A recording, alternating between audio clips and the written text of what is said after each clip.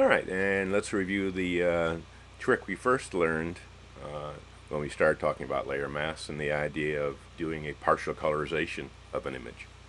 In this case, I've got a player, and unfortunately the referee was the official was standing there kind of looking a little dumbstruck. Plus the background is kind of colorful and kind of takes away from the player.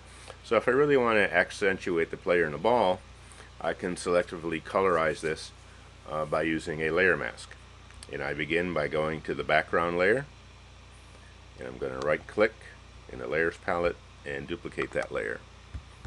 And you can call it anything you like, doesn't matter.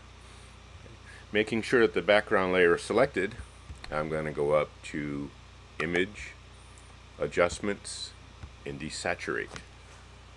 This is one of several ways you can remove all the color from that particular layer.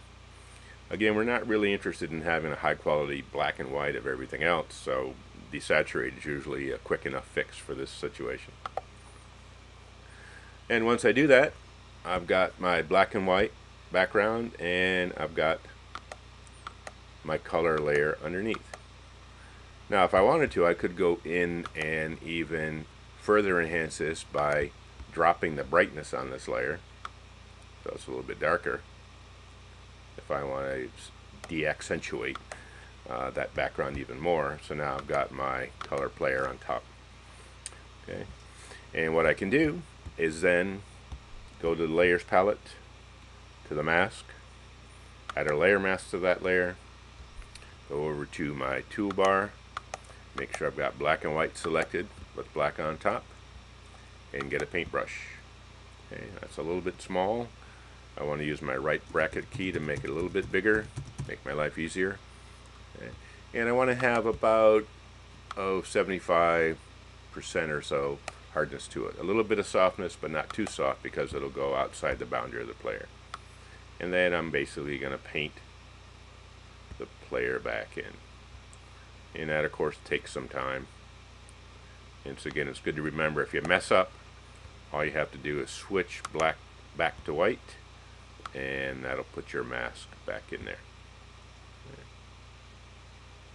So simple as that. And I'm not going to take all the time here to do all that, but you get some idea how now that player will stand out very well against the background once I take the time and energy, okay, to get it just right. A lot of photographers who do this routinely, using layer masks for sharpening or for partial colorization or for any number of things, very often use what's called a drawing tablet, which gives you a lot more precise control over where things are going to be than a mouse does. Okay. But you can see, looking at the layer mask, basically removing the part with a player on it. And when I'm done, I can right click in there, flatten the image, and I'm back to a single layered image, and I've really brought the player out of the background and made it a much more exciting picture. Or at least it would have been if I had enough time to sit there and go through and remove the entire mask. But you have, so go ahead and enjoy yourself.